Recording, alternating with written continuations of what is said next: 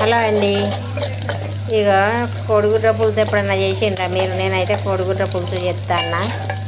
ఉడకబెట్టి పులుసు చేసుడు కాదు, కొట్టి పులుసు చేస్తాను. నూనె పొయ్యి మీద పెట్టుకొని కొంచెం ఉల్లిగడ్డ తాలింపుకి వేసుకున్నా. ఒక 3 ఉల్లిగడ్డలు అయితే పెద్ద పెద్దవి కడి చేసి పెట్టుకున్న, 1/2 కిలో ముక్కలు.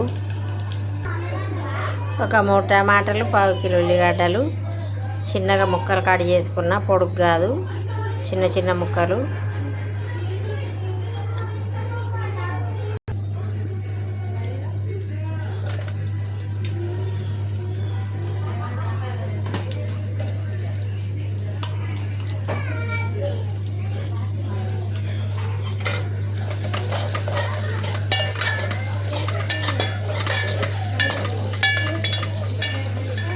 కొంచెం ఉడికేదాకా ఇప్పుడు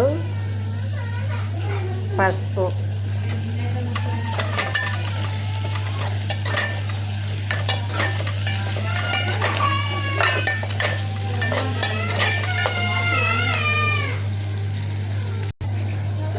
ఇప్పుడు కారం,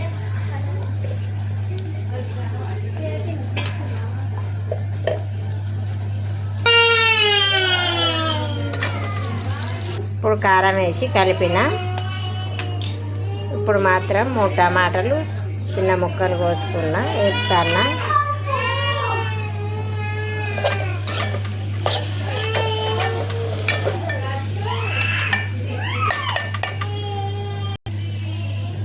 ఇప్పుడు కొంచెం టమాటా ఉడికేటట్టు వాటర్ వేసిన.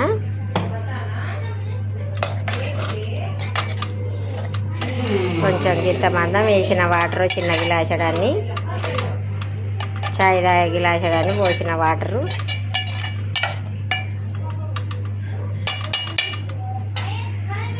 ఇప్పుడు మూత పెట్టుకుందాం.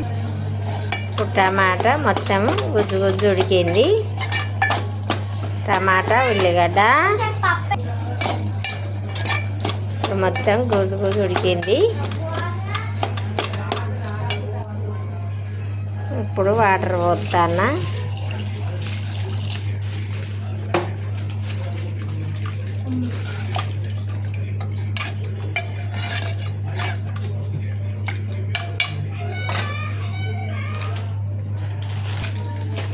సరిపోను ఉప్పు,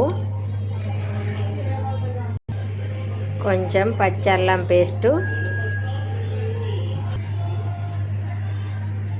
ఒక చెంచాడంతా పచ్చి ధనియాల పౌడరు,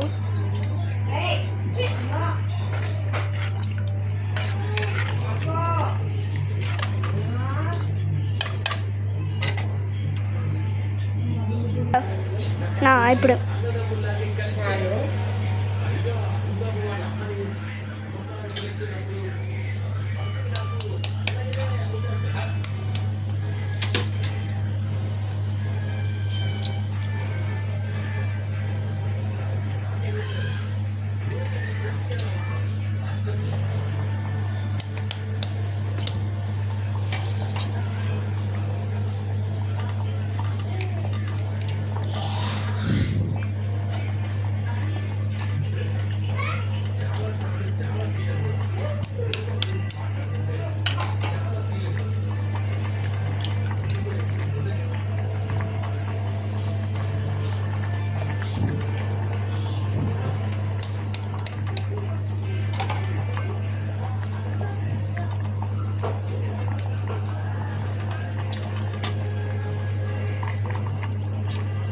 కోడిగుడ్డు అయితే కొట్టి పోసిన.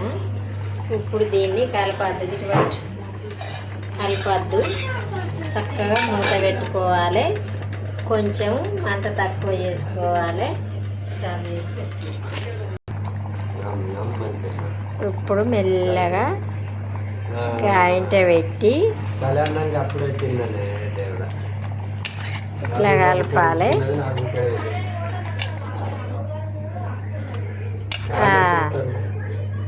ఇప్పుడు ఇట్లా కలిపితే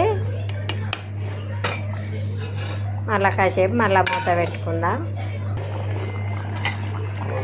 కోడిగుడ్డ పులుసు అయితే రెడీ. ఇక మనం కొట్టిపోసిన గుడ్డు ఇట్లా ముద్దలు ముద్దలుగా అవుతుంది.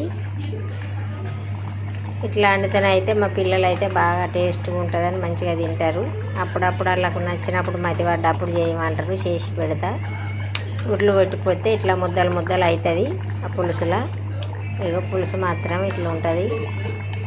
కొత్తిమీర లేదు కానీ కొత్తిమీర వేసుకుంటే ఇంకా చాలా టేస్ట్ ఉండేది. బాయ్ అండి. వీలైతే మీరు కూడా తినాలనిపిస్తే ట్రై చేసుకోండి. బాయ్.